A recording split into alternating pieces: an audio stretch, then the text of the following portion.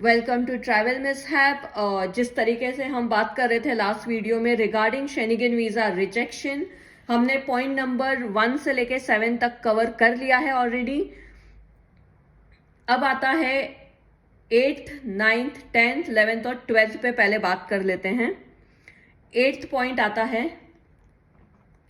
one or more member state consider you to be a threat to public health as defined in point number 21 of article 2 या जो भी है। इस पे भी रिजेक्शन नहीं आता है। आप पब्लिक हेल्थ के लिए जिस भी कंट्री में आप अप्लाई कर रहे हो उसके लिए या मेंबर स्टेट में आप थ्रेट हो, इस पे भी नहीं इतना बात करेंगे अभी। 9th पॉइंट है, वन और more member state consider you to be a threat to their international relation. इस पे भी ज्यादा बात नहीं करेंगे, ये भी क्लियर कट पॉइंट है, किसी का इस पे रिजेक्शन नहीं आते हैं। जो नेक्स्ट पॉइंट है 10th, it is very important. आपको पता होगा इंडियन का बहुत वीजा रिजेक्ट हुआ है पास्ट 1 ईयर में, 1-2 ईयर में, जब से कोविड से रिस्ट्रिक्शन सब उठ गए हैं। तो बहुत सारे जन ने वीजा अप्लाई किया था शेनिगन का because of travel purpose only, और बहुत सारे लोगों को पॉइंट नंबर 10 और 12 में ही रिजेक्शंस आए हैं मेजॉरिटी टाइम के लिए। तो पहले 10th के बारे में बात करते हैं। The information submitted regarding the justification for the purpose and conditions of the intended stay was not reliable। अभी ये जो पॉइंट है ये कंप्लीटली डिफरेंट है जो हमने बात किया था पॉइंट नंबर 2 में। पॉइंट नंबर 2 बोलना चाहता था, आपने प्रोवाइड ही नहीं किया है। तो पॉइंट नंबर 2 को आप अपील में इस तरीके से बोल सकते हो कि ओके सॉरी, हमने प्रोवाइड नहीं किया, वी आर एक्सट्रीमली सॉरी, अब हम आपको प्रोवाइड कर रहे हैं। तो अपील में जाके आप उसको क्लियर करवा सकते हो। पॉइंट नंबर 2 की बात चल रही है। अब जो पॉइंट नंबर 9 बोल रहा है, आपने प्रोवाइड तो किया है, दैट इज फाइन, बट जो आपने डॉक्यूमेंट सबमिट किए हैं वो रिलायबल नहीं है। इसका मतलब ये होता है, जब भी एम्बेसी वीजा इशू करती है वो डेफिनेटली चेक करती है accommodation of flight tickets. Suppose आपकी फ्लाइट टिकट डमी है और उन्होंने वेरीफाई किए और वेरिफिकेशन के टाइम पे PNR नंबर कंफर्म नहीं होता है, इट्स अ प्रॉब्लम।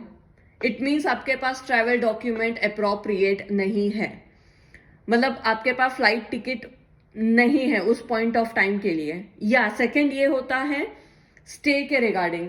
सपोज आपने कोई भी होटल बुक किया यूरोपियन कंट्रीज में और booking.com से आपको कंफर्मेशन मिला, आपने पे नहीं किया क्योंकि आप 1 डे पहले पे करोगे जब आप प्रॉपर्टी पे पहुंचोगे। नॉर्मली सब इसी तरीके से बुकिंग करते हैं, बट बुकिंग के टाइम पे आपका नाम रजिस्टर हो जाता है होटल के रजिस्ट्रार में।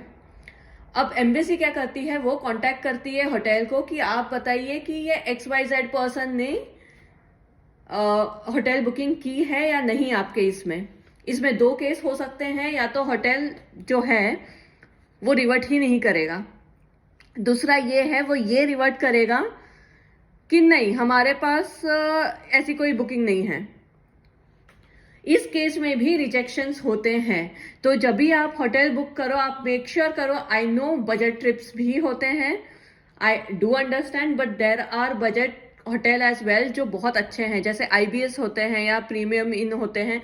ये जो होटल है 3 स्टार होटल के कैटेगरी में आते हैं, बट ये स्टैंडर्ड होटल है। अगर आप कोई छोटे होटल में जाएंगे जो बहुत ही लोकली ऑपरेट करते हैं, हो सकता है वहां पे आप इश्यू फेस करें ये चीज।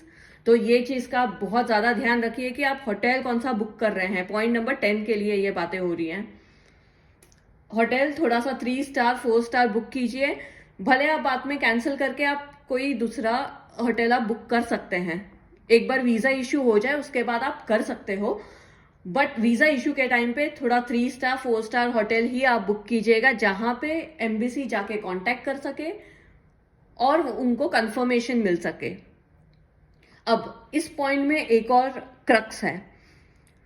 अब आप मैं मेरा केस बताऊंगी कि हमने होटल की बुकिंग भी सही दी थी, फ्लाइट की बुकिंग भी सही दी थी, फिर भी इस पॉइंट पे रिजेक्शन आया। और इस चीज को हमने टैकल कैसे किया, जब हमने एम्बेसी पे कांटेक्ट किया उन्होंने हमें बोला हम फर्दर इंफॉर्मेशन नहीं दे सकते, विच मीन्स अभी हमें ही एनालाइज करना था कि इशू क्या है एक्चुअल में।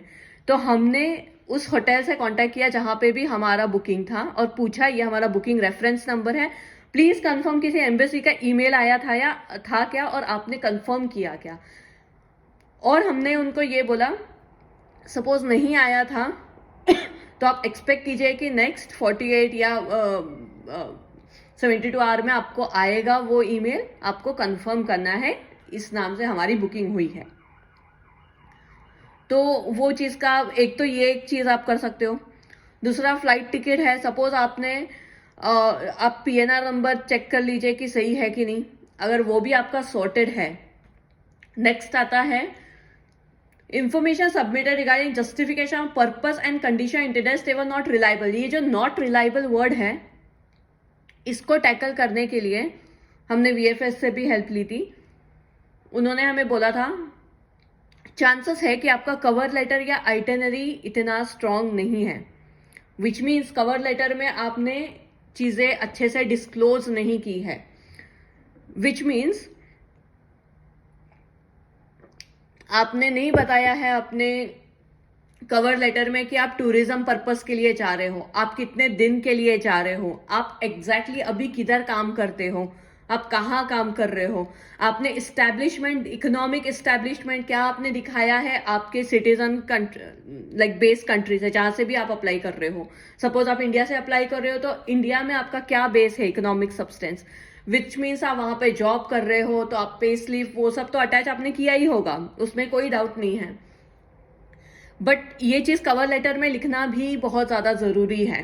कितने दिन के लिए आप जा रहे हो, अगर आप मल्टीपल एंट्री वीजा के लिए अप्लाई कर रहे हो तो क्यों आपको मल्टीपल ही चाहिए, आपने क्यों लातविया से अगर आप अप्लाई कर रहे हो या ऑस्ट्रिया से या जर्मनी से या बेल्जियम से, आपने उधर से ही अप्लाई क्यों किया। ये चीज बहुत ज्यादा इंपॉर्टेंट है बताना। तो ये चीज का आप ध्यान रखिएगा कि ये सब चीजें भी कवर लेटर में लिखनी होती है कि आप उसी एम्बेसी से क्यों अप्लाई कर रहे हो। आप मल्टीपल कर रहे हो तो आपका नेक्स्ट ट्रिप कहाँ पे है, और सपोज आप मल्टीपल कर रहे हो तो फिर यही एम्बेसी से क्यों करना है आपको, आप किसी और एम्बेसी के पास क्यों नहीं जा सकते। ये सब चीजें भी बहुत क्लियरली लिखी है कवर लेटर में, जो हमारे कवर लेटर में मिसिंग था टू बी वेरी फ्रैंक, और हमने उसको रेक्टिफाई किया पूरी तरीके से। हमने बताया कि हम कहाँ काम करते हैं, हम कौन ये ट्रिप को फंड करने वाला है, सेल्फ फंडेड ट्रिप ही है ये सब चीजें मेंशन करना बहुत ज्यादा जरूरी है। आई नो आपने डॉक्यूमेंट दिए होंगे जैसे हमने भी सब डॉक्यूमेंट दिए थे, बट कवर लेटर पे लिखना भी जरूरी है। टूरिज्म वर्ड लिखना, आपको मल्टीपल चाहिए, डबल एंट्री चाहिए, सिंगल एंट्री चाहिए, जो भी जितना भी एंट्री आपको वीजा का चाहिए, ये चीज क्लियरली लिखना। क्यों वही एम्बेसी से आपको करना है वो क्लियरली लिखना। I think that should be sufficient. Economics means आपके क्या है, कौन इस ट्रिप को फंड करने वाले, आप कहाँ पे रहने वाले हो, कौन से डॉक्यूमेंट अटैच किए हैं, तो एनेक्शर में लिखना कवर लेटर के कि कौन से डॉक्यूमेंट आप अटैच कर रहे हो। ये बहुत ही ज्यादा इंपॉर्टेंट है। आइटनरी काफी अच्छी तरीके से बनाएगा क्योंकि हर एक कंट्री का आइटनरी का फॉर्मेट अलग होता है, कवर लेटर का फॉर्मेट अलग होता है। आइटनरी टेब्यूलर फॉर्मेट में ही चाहिए रहता है, day wise, date wise and location wise, कहाँ कहाँ आप जाने वाले हो, कहाँ रहने वाले हो, कितने बजे पहुंचने वाले हो, ये सब थोड़ा अच्छे से लिखिएगा।